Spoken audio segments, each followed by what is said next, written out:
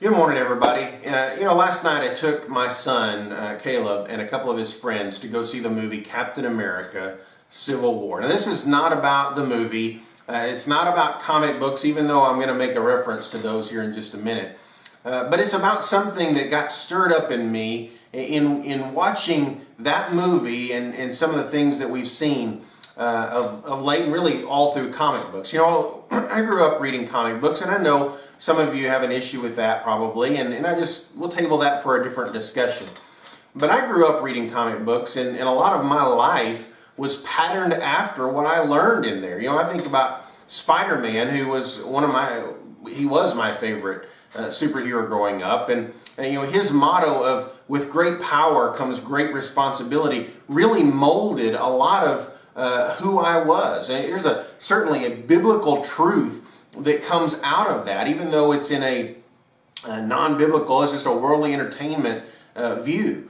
But if you read comic books, you'll find something happen in all of them just about at some point, and that is the heroes end up fighting themselves, and it's kind of cool to see who would win in those battles. But we've seen two movies recently: Batman versus Superman. And now we see Captain America Civil War, where the Avengers, all of them are heroes, or ended up fighting against one another. But it made me think about last night watching that movie. Boy, that's what we do in the body of Christ as well. We focus on our disagreements. We focus on people. Ephesians 6 says that our enemy is not flesh and blood. Our battle should not be with people. We're fighting a spiritual battle. It is a very real battle, a war going on.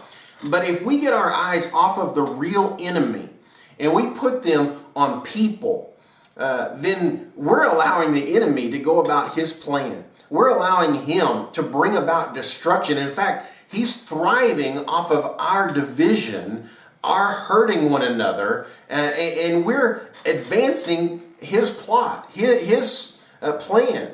And so, there are different things that we do in our life that we are in a civil war with. Our churches have divided. In 1 Corinthians chapter 1, verse 11 through 13, I believe it is, Paul is saying, I'm hearing that there's division among you. And he said, somebody's saying that you're of Apollos, and somebody's saying you're of Paul, and somebody's saying I'm of Christ. He said, was I baptized for you? He said, we're one in Jesus. We've got to focus on what unites us. Now, there's a time we have to draw a line. I'm not in any way advancing universalism, that everybody's saved, and we have to draw a line. But so often, we draw the wrong lines. We separate. The church that I grew up in, and I'm not trying to bring dishonor on them. In fact, I have great respect and admiration for what the good things that they taught me. But they had a lot of things that were off target. We believed we were the only ones going to heaven. We badmouthed all of the other churches and the things that they did wrong, even though now I have a different perspective on that. But we focused on the things that divided us, and to me, they weren't what divided us.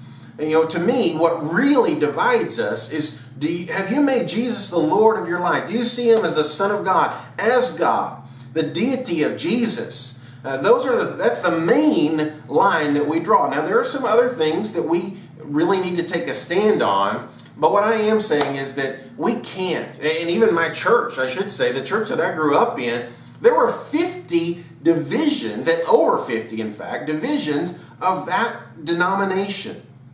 And Paul was saying, don't do that. Don't divide. Don't follow a church. We have made idols out of our denominations, out of the sign out front. And Jesus, he doesn't want us to have any signs, honestly. He just wants us to be followers of his. Now, let me move on. The next area that we have a civil war going on is in our relationships, our families, our co-workers, our boss, our employees, our families, our marriages, and our children. Sometimes we're fighting the wrong battles. We're seeing the enemy as those people and not as the enemy working in them and in us to bring about strife and division. Stop seeing those people as your enemy. They're not. Don't give the enemy, the real enemy, Satan and his demons, satisfaction by putting the emphasis on the wrongs and the hurts and the people themselves. Put it on him. Fight that battle, and you're going to see a difference in how you react and probably in the reaction of others to you. Now, the last one I want to talk about this morning is the civil war that's within ourselves. So often we do the enemy's work for us. For him, I should say. We are beating ourselves up. We are hating ourselves. We are feeling like a failure. We're buying into the lies of the enemy, and we're allowing him to cause a fight in ourselves. We lose our identity in Jesus when we put the emphasis on our failures, our wrongs, and we kick ourselves and we beat ourselves up because of all of our mistakes. Jesus took every mistake that you have made, and he took it upon himself. You're forgiven. You're free. You have been made worthy. You don't have to fight the fight against yourself, because the real enemy is Satan and the lies that you are believing in him. So today, let's stop fighting against one another, and let's start fighting the real fight against Satan and his demons. And boy, there is a lot to go into topic about that. That's another discussion for another day. But let's take the enemy, who the real enemy is, and let's focus on him and not one another. God is on the throne. Jesus is coming back soon. I'm praying that our fight will be fruitful and not divisive amongst one another. Have a great day.